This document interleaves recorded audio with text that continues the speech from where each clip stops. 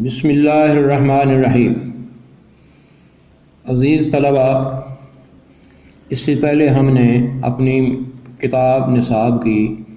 اس کا جو تیسرا باب ہے جس کا عنوان ہے اسوہ رسول اکرم صلی اللہ علیہ وسلم،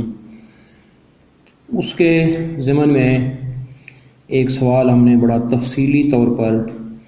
اسوہ رسول اکرم صلی اللہ علیہ وسلم کی روشنی میں آپ کا رحمت للعالمین ہونا پڑھ لیا تھا، آپ نے لکھ بھی لیا تھا، اور آپ کے پچھلے امتحان میں بھی اس سے 2-3 سوال آئے تھے۔ آج اسی باب میں اسوہ رسول اکرم صلی اللہ علیہ وسلم کی 3 نمایاں خصوصیات، ان کا سبق ہم نے پڑھنا ہے۔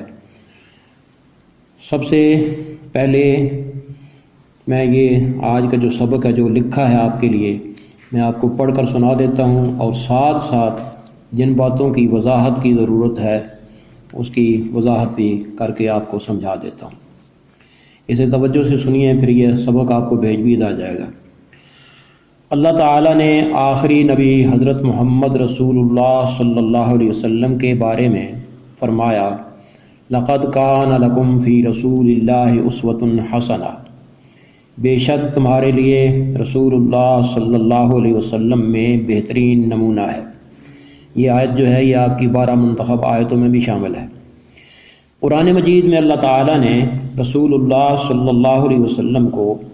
عالمین کے لیے رحمت قرار دیا، اور آپ کی تعریف کرتے ہوئے فرمایا، مسلمانوں تمہارے پاس اللہ کے رسول صلی اللہ علیہ وسلم آ گئے ہیں جو تم میں سے ہیں، تمہارا تکلیف میں مبتلا ہونا ان پر شاق گزرتا ہے، وہ تمہاری بہتری کے بڑے ہی خواہش مند ہیں، اور تمام اہل ایمان کے لیے شفقت کرنے والے رحمت کے پیکر ہیں۔ یہ آیت آپ کی کتاب میں بھی لکھی ہوئی ہے، میں آپ کو آیت بھی پڑھ کر سنا دیتا ہوں۔ اللہ تعالیٰ نے فرمایا ہے کہ لَقَدْ جَاءَكُمْ رَسُولٌ مِّنْ أَنفُسِكُمْ عَزِيزٌ عَلَيْهِ مَا عَنِتُّمْ حَرِيصٌ عَلَيْكُمْ بالمؤمنین رؤوف الرحیم، جس کا ترجمہ میں نے ابھی آپ کو سنایا ہے کہ یقیناً تمہارے پاس اللہ تعالیٰ کی طرف سے وہ رسول صلی اللہ علیہ وسلم آئے ہیں جو تم ہی میں سے ہیں، یعنی باہر کسی اور قوم سے نہیں۔ تمہارا تکلیف میں مبتلا ہونا ان پر شاق گزرتا ہے، مطلب یہ ہے کہ آپ اتنے شفیق ہیں کہ آپ کے امتی کو معمولی سا دکھ یا تکلیف پہنچتی ہے تو نبی علیہ السلام اس تکلیف کو اپنی تکلیف محسوس کرتے ہیں، اور امت کی بہتری کے خواہش مند ہیں، تمام اہل ایمان پر شفقت کرنے والے، محبت کرنے والے، اور عالمین کے لیے رحمت کے پیکر ہیں۔ آپ کی اسوہ حسنہ کی نمایاں خوبیوں میں اسلامی اخوت، اسلامی مساوات اور عفو و درگزر نمایاں ہیں۔ آپ کے سبق میں ان کے علاوہ بھی ایک ذکر کا بھی سبق ہے، لیکن آپ کا جو موجودہ نصاب ہے اس میں جو کمی کی گئی ہے اس میں باقی چھوڑ دی گئی ہیں، اور صرف یہ 3 باتیں شامل کی گئی ہیں۔ ایک اسوہ رسول کا اسلامی اخوت کا نمونہ، اسلامی مساوات کا نمونہ، اور عفو و درگزر کا نمونہ۔ تو سب سے پہلے آپ دیکھیں کہ اسلامی اخوت کیا شے ہے۔ تو بچوں بات یہ ہے کہ اخوت عربی زبان کا لفظ ہے، عربی زبان میں اخ بھائی کو کہتے ہیں، اخت بہن کو کہتے ہیں، اور اخوت کا معنی ہے بھائی بھائی ہونا، بھائی چارہ یا برادری وغیرہ۔ ویسے تو اگر آپ دیکھیں تو دنیا کے تمام انسان آپس میں ایک دوسرے کے بھائی ہیں، کیونکہ سب کے والد حضرت آدم علیہ السلام اور سب کی والدہ حضرت حوا سلام اللہ علیہا ہیں، اور پوری دنیا کے انسان آدم و حوا کی اولاد میں ہیں، آدمی کہلاتے ہیں، انسان کہلاتے ہیں۔ یہ جو آپس میں برادری ہے ہماری، یہ انسانی اخوت ہے۔ حضرت محمد رسول اللہ صلی اللہ علیہ وسلم نے انسانوں کو انسانی اخوت سے بھی زیادہ اہم اسلامی اخوت کے رشتے میں پرو دیا ہے، یعنی انسانی بھائی تو سب لوگ ہیں ہی، اس کے سے بڑھ کر نبی علیہ السلام نے تمام انسانوں کو اسلامی اخوت میں جوڑ دیا ہے۔ قرآن مجید میں اللہ تعالیٰ کا ارشاد ہے، انما المؤمنون اخوۃ، اللہ تعالیٰ فرماتے ہیں انما المؤمنون اخوۃ، مومن مشرق میں رہے، مغرب میں رہے، کالا ہو، گورا ہو، کسی بھی خاندان کا رہنے والا ہو، انما المؤمنون اخوۃ، جو مومن ہیں، اہل ایمان ہیں، وہ آپس میں بھائی بھائی ہیں، یعنی ایک مومن دوسرے مومن کا بھائی ہوتا ہے۔ حضرت محمد صلی اللہ علیہ وسلم نے بھی اس ربانی ارشاد کے پیش نظر اپنی مکی دور کے مسلمانوں کو آپس میں ایک دوسرے کا بھائی بنایا تھا۔ آپ کو یہ بات ذہن میں ہونی چاہیے کہ آپ صلی اللہ علیہ وسلم نے 13 سال جو مکی دور میں گزارا ہے، یہ انتہائی مصیبت کا، تکالیف کا دور تھا۔ مکے والے مشرک صحابہ کرام پر، مسلمانوں پر ظلم ڈھایا کرتے تھے اور ان کی تعداد 50 سے بھی کم تھی، لہذا ان مظلوم مسلمانوں کو نبی علیہ السلام نے مکی دور میں ایک دوسرے کا سہارا بنانے کے لیے، ڈھارس بڑھانے کے لیے آپ صلی اللہ علیہ وسلم نے ایک ایک کا ہاتھ پکڑ کر دوسرے کے ہاتھ میں دیا تھا، یہ تمہارا بھائی ہے، یہ تمہارا بھائی ہے، یہ تمہارا بھائی ہے۔ آپ کے اس عمل کو مواخات کہتے ہیں، یہ مواخات مکی مواخات کے نام سے مشہور ہے۔ پھر آپ صلی اللہ علیہ وسلم جب ہجرت کر کے مدینہ طیبہ تشریف لے گئے تو یہ مکی مسلمان جو تھے، مکی دور میں اسلام میں داخل ہونے والے، یہ ہجرت کر کے آپ صلی اللہ علیہ وسلم کے ساتھ مہاجر بن کے مدینہ منورہ تشریف لے گئے تھے۔ اب مدینہ منورہ میں جن لوگوں نے آپ کو دعوت دی تھی اور جن کے ہاں آپ وہاں قیام پذیر ہوئے تھے، ٹھہرے تھے، انہیں قرآن نے انصار کہا ہے، یعنی آپ کی جو جماعت ہے صحابہ کرام کی، اس کا ایک حصہ جو ہے مکی دور کے لوگوں کا، انہیں مہاجرین کہا جاتا ہے، اور مدینے والوں کو انصار یعنی مدد کرنے والے کہا جاتا ہے۔ اب یہ جو مہاجرین تھے، ان کا مدینہ منورہ میں اپنا کوئی ٹھکانہ، کوئی مکان، کوئی رہائش کا انتظام نہیں تھا، اور ان کے پاس مال و دولت بھی نہیں تھا۔ تو نبی علیہ الصلوۃ والسلام نے مدینہ منورہ پہنچ کر ایک اور رشتہ مواخات قائم فرمایا کہ ایک مہاجر کا ہاتھ پکڑ کر ایک انصاری کے ہاتھ میں دے دیا اور فرمایا یہ تمہارے بھائی ہیں۔ تو ایک ایک مہاجر ایک ایک انصاری کا بھائی بنا کر آپ صلی اللہ علیہ وسلم نے دوسرا مواخات کا رشتہ قائم فرمایا۔ یہ مواخات مدینہ کے نام سے مشہور ہے۔ اب یہاں دیکھیں انصار کی قربانی کہ ہر انصاری اپنے مہاجر بھائی کو لے کر اپنے گھر چلا گیا، اور وہاں جا کر اس نے اپنے گھر کی تمام مال اموال میں اپنے بھائی مہاجر کو حصہ دار بنا دیا کہ اس مال پر جتنا حصہ، جتنا تعلق میرا ہے اتنا ہی تعلق آپ کا بھی ہے۔ بلکہ ایک ایسی بات بھی آپ کے سامنے آئے گی کہ ایک انصاری کی 2 بیویاں تھیں، اور اسے اللہ کے رسول نے جو بھائی دیا مہاجر، وہ غیر شادی شدہ تھے۔ وہ انصاری نبی علیہ السلام کی خدمت میں حاضر ہوئے اور عرض کی اللہ کے رسول اگر آپ مجھے اجازت دیں تو میں اپنی ان 2 بیویوں میں سے ایک کو طلاق دے کر اس کا نکاح اپنے اس مہاجر بھائی کے ساتھ کر دینا چاہتا ہوں۔ اس سے آپ اندازہ لگائیں کہ اسلامی مواخات میں کتنی برکتیں تھیں اور مسلمان آپس میں ایک دوسرے کے ساتھ کیسے بھائی بھائی بن گئے تھے۔ بچوں، آپ کی کتاب کی جو 12 منتخب حدیثیں ہیں، ان حدیثوں میں ایک حدیث جو ہے اس میں رسول اکرم صلی اللہ علیہ وسلم نے ارشاد فرمایا ہے کہ المومن اخو المومن، ہر مومن دوسرے مومن کا بھائی ہے، کل جسد الواحد، جیسے کہ ایک جسم ہوتا ہے، ان اشتکا شیئن، ایک جسم کے کسی بھی عضو کو اگر تکلیف پہنچے، واجد عالم ذالک فی سائر جسدہ، تو وہ تکلیف صرف اس عضو کو نہیں ہوتی، سارا جسم اس تکلیف کو محسوس کرتا ہے۔ اب دیکھیں میرا اور آپ کا جسم ہے، پاؤں کے تلوے سے لے کر سر کے اوپر والے حصے تک، خدا نہ خواستہ پاؤں کے تلوے میں کانٹا چبھ جائے تو آپ کا کیا خیال ہے، وہ کانٹا چبھنے کا درد صرف پاؤں میں ہوتا ہے یا سارا جسم اس درد کو محسوس کرتا ہے؟ یہ بات مثال کے طور پر اللہ کے نبی صلی اللہ علیہ وسلم نے فرمائی کہ جس طرح جسم کا ایک عضو دکھتا ہے تو سارا جسم دکھی ہو جاتا ہے۔ پوری دنیا میں رہنے والے مسلمان جو ہیں یہ آپس میں بھائی بھائی ہیں اور ایسے ہیں کل جسد الواحد، گویا کہ وہ ایک جسم کے مختلف اعضاء ہیں۔ ایک جسم کو تکلیف پہنچے گی تو دوسرا اس کی تکلیف کو محسوس کرے گا۔ آج آپ دیکھ لیں کہ ہمارے مقبوضہ کشمیر کے مسلمانوں پر بھارتی ظلم ڈھا رہے ہیں، فلسطین پر اسرائیلی یہودی ظلم ڈھا رہے ہیں،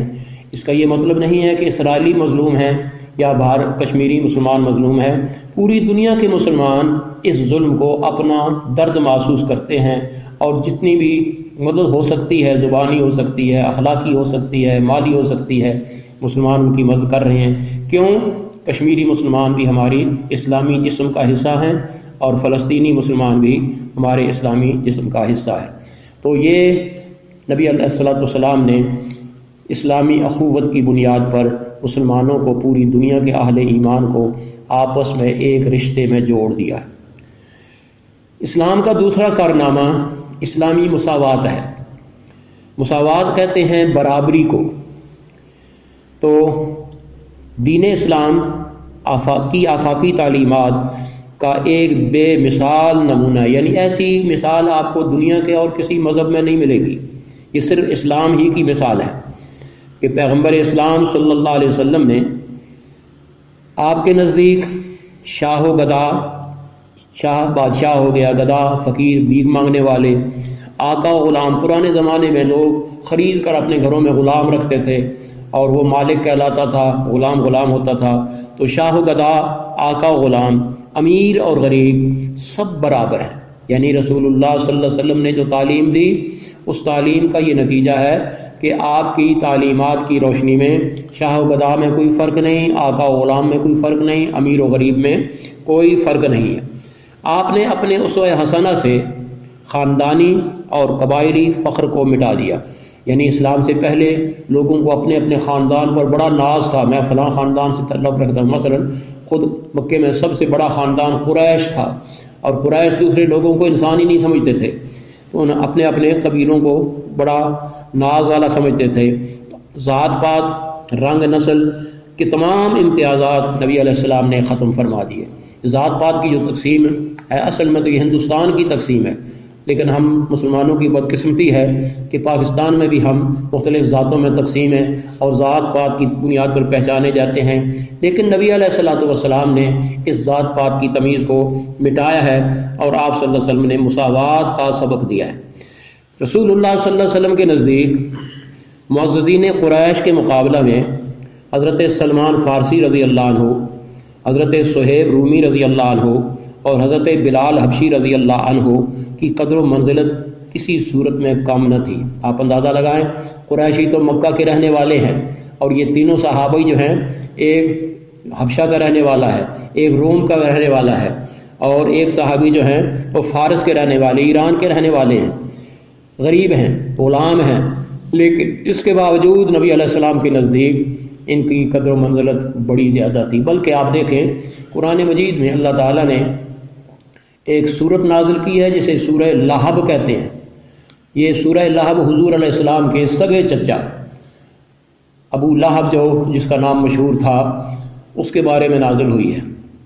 اللہ کے نزدیک حضرت بلال حبشی، جن کا رنگ کالا تھا، قد چھوٹا تھا، زبان توتلی تھی، غلام تھے، اور یہ ابو لہب عبد العزیٰ نام تھا، عبد المطلب کا بیٹا۔ اللہ پاک نے قرآن مجید میں اس کی مذمت بیان فرمائی ہے، تبت یدا ابی لہب، ٹوٹ گئے ہاتھ ابو لہب کے۔ اور بلال کے متعلق نبی علیہ الصلوۃ والسلام کے ارشاد ہے کہ میں شب معراج جب اللہ تعالیٰ مجھے آسمانوں پر لے گیا اور میں نے وہاں جنت کی سیر کی، تو جنت کی سیر کرتے ہوئے مجھے کسی کے قدموں کی آواز سنائی دی۔ میں نے جبرائیل سے پوچھا یہ کون ہے جو آگے چل رہا ہے؟ تو جبرائیل نے عرض کیا کوئی نہ پہلے آیا نہ آپ کے بعد یہاں آئے گا، یہ تو آپ کا غلام بلال ہے جو اس وقت مکے کی گلی میں چل رہا ہے، اور اللہ تعالیٰ اس کے قدموں کی جو آواز ہے، آہٹ ہے، وہ آپ کو جنت میں سنا رہا ہے۔ اس سے اندازہ لگائیں کہ اسلام میں مساوات کا کیا عظیم تصور ہے۔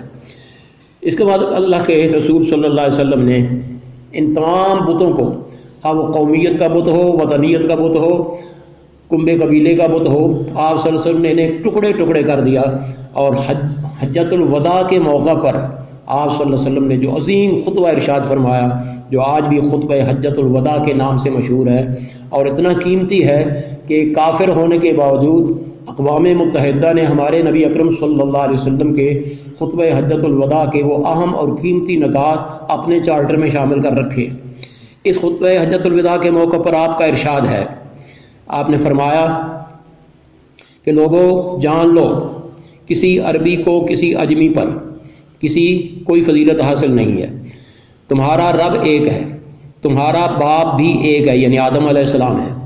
کسی کالے کو کسی گورے پر، کسی گورے کو کسی کالے پر، عربی کو اجمی، اجمی کہتے ہیں جو عربی زبان نہ جانتا ہو، ہم سارے لوگ جو ہیں باقی عرب ممالک کے علاوہ ہم اجمی ہیں ان کے نزدیک، عرب اپنے آپ کو بڑا فصیح و بلیغ سمجھتے ہیں اور ہمیں سمجھتے ہیں کہ یہ بولنے کے لحاظ سے گونگے ہیں، اجمی کہتے ہیں گونگے کو۔ تو اللہ کے نبی صلی اللہ علیہ وسلم نے فرمایا سب کا رب ایک ہے، سب کا باپ آدم علیہ السلام ایک ہے، سب کی ماں حوا ایک ہے، کسی عربی کو کسی اجمی پر کوئی فضیلت حاصل نہیں، اسی طرح کسی اجمی کو کسی عربی پر کوئی فضیلت نہیں، کسی کالے کو کسی گورے پر اور کسی گورے کو کسی کالے پر کوئی فضیلت حاصل نہیں ہے سوائے اس کے اللہ کے ہاں تو تقوی معیار ہے۔ آپ نے قرآن مجید کی منتخب آیتوں میں ایک آیت بھی پڑھی ہے، ان اکرمکم عند اللہ اتقاکم، 12 منتخب آیتوں میں ایک آیت ہے ان اکرمکم عند اللہ اتقاکم، کہ اللہ فرماتے ہیں میرے نزدیک تم میں سب سے زیادہ عزت والا، اکرم زیادہ عزت والا وہ ہے جو تم میں سب سے زیادہ متقی ہے۔ تو رسول اللہ صلی اللہ علیہ وسلم نے اس آیت کی روشنی میں اسلامی مساوات کی عملی تربیت بھی دی ہے، اور اس کا ایک بہترین نمونہ آپ اپنی مساجد میں ہر روز نماز باجماعت کے وقت دیکھ سکتے ہیں۔ نماز کے لیے اذان ہوتی ہے، محلے کے مسلمان نماز باجماعت ادا کرنے کے لیے اپنی اپنی مسجد میں جب داخل ہوتے ہیں تو سب دیکھیے، امیر ہے تو بھی جوتے اتار کر جاتا ہے، غریب ہے تو بھی جوتے اتار کر جاتا ہے، اور جب مسجد میں جماعت کھڑی ہوتی ہے تو جو صف بنتی ہے اس صف میں یہ کوئی امتیاز نہیں ہوتا کہ اس صف میں امیر لوگوں کو کھڑا نہیں ہے، غریب نہیں ہو سکتے، کالے نہیں ہو سکتے، گورے ہو سکتے ہیں۔ اللہ کے نبی نے عملی طور پر مسجد کو مساوات کی بہترین تربیت کا قرار دیا، اور نماز باجماعت جو ہے یہ اسلامی مساوات کا ایک عملی نمونہ ہے۔ اسی کو علامہ اقبال مرحوم نے بیان فرمایا تھا کہ آ گیا عین لڑائی میں اگر وقت نماز، ہو گئے غمی بوس سجدے میں امیر و حجاز، نہ کوئی بندہ رہا نہ کوئی بندہ نواز، بندہ و صاحب و محتاج و غنی ایک ہوئے، جب تیرے دربار میں پہنچے تو سبھی ایک ہوئے۔ یہ بیٹے اسلامی مساوات ہے جو ہمیں نماز باجماعت میں دکھائی دیتی ہے۔ اس کے علاوہ آپ دیکھیں رمضان شریف میں مسلمان صبح سحری کے وقت اٹھتے ہیں اور روزہ رکھنے کا اہتمام کرتے ہیں، شام کو غروب آفتاب کے بعد روزہ افطار کرتے ہیں۔ یہاں بھی امیر غریب بڑے چھوٹے کی کوئی قید نہیں، جب روزے کا وقت ہوگا تمام مسلمان اسی وقت روزہ رکھیں گے، اور جب روزہ افطار کرنے کا وقت آئے گا تمام مسلمان اسی وقت روزہ افطار کریں گے۔ اس کے علاوہ آپ حج بیت اللہ میں دیکھیں، ایک بندہ ایک مسلمان بیت اللہ کی زیارت کے لیے عمرے کی نیت سے جائے، یا اللہ توفیق دے صاحب استطاعت ہے حج بیت اللہ کے لیے جائے، تو اس کے لیے اللہ نے جو لباس مقرر فرمایا ہے اس کا نام احرام ہے۔ اگر کسی بادشاہ کو وہاں جانا نصیب ہوا، کسی اسلامی ملک کا سربراہ جا رہا ہے، عمرے کے لیے جا رہا ہے یا حج کے لیے جا رہا ہے، اور اسی ملک کا ایک غریب مزدور جا رہا ہے، تو میقات پر پہنچ کر، جو آپ کو سبق میں نے سمجھایا تھا حج بیت اللہ کا، اور کل مجھے فراز صاحب کہہ رہے تھے کہ بچوں کو تو مزدلفہ بھی سمجھ نہیں آتا کہ مزدلفہ کیا ہوتا ہے، کمال ہو گئی ہے۔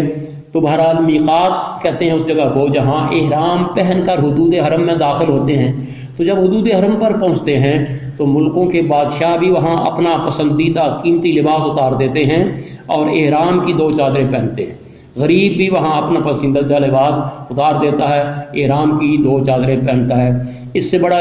اسلامی مساوات کا نمونہ دنیا میں اور کہیں کوئی پیش نہیں کر سکتا۔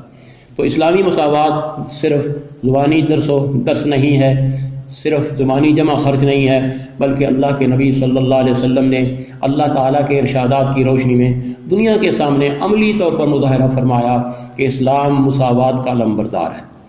اس کے بعد بیٹے تیسرا حصہ حضور کے اسوہ حسنہ کا وہ ہے عفو و درگزر۔ عفو و درگزر کا معنی ہے کسی غلطی کرنے والے کی غلطی کو معاف کر دینا اور اس سے درگزر کرنا۔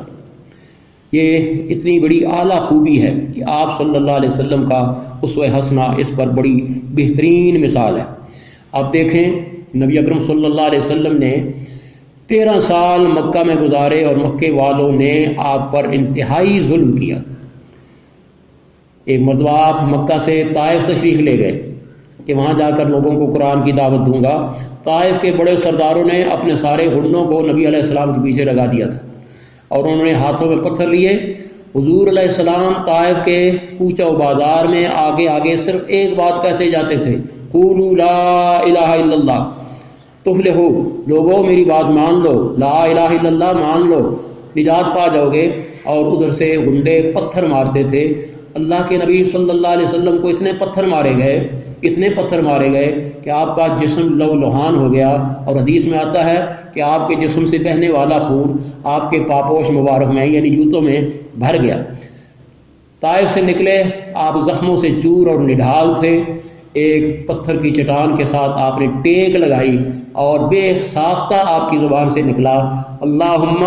انی اشکو الیک ضعف قوتی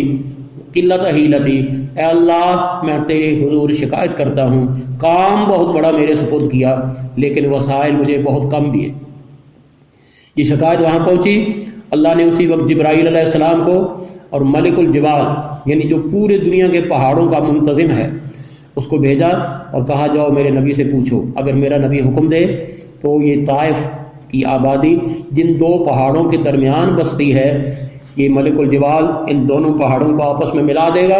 اور طائف کی آبادی کو پیس کر رکھ دے گا۔ جب جبریل آئے اور اللہ کی طرف سے یہ پیشکش کی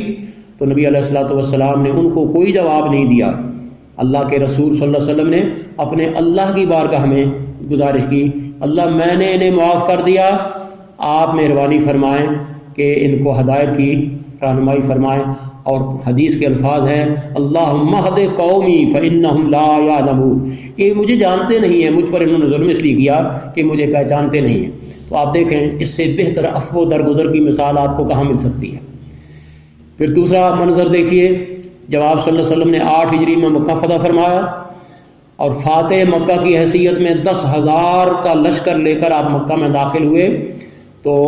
مکہ فتح ہو گیا۔ آپ نے بیت اللہ کو بتوں سے پاک کر دیا، توڑ دیے سارے بت، اور اب یہ سارے مشرک جو تھے یہ آپ صلی اللہ علیہ وسلم کے سامنے مجرم کی حیثیت میں کھڑے تھے اور سر جھکائے ہوئے تھے۔ سب کے دل میں یہ خدشہ تھا کہ آج ہم سے گن گن کر بدلہ لیا جائے گا، ہم نے بڑے ظلم ڈھائے ہیں۔ لیکن اللہ کے رسول صلی اللہ علیہ وسلم نے آپ ان سب کو مخاطب کر کے ارشاد فرمایا، لا تثریب علیکم الیوم انتم طلقاء،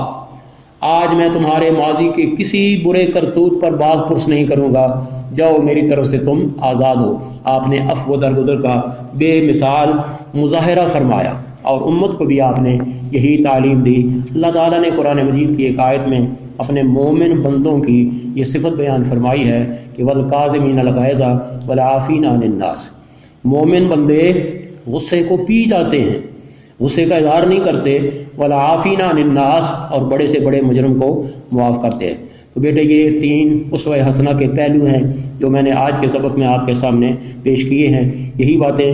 تحریری طور پر بھی میں اسی تحریر کو پڑھ رہا تھا اور آپ کو ساتھ سمجھا بھی رہا تھا، یہ آپ کو تحریری طور پر بھی سبق مل جائے گا اور اس کو آپ تیار کر لیں۔ السلام۔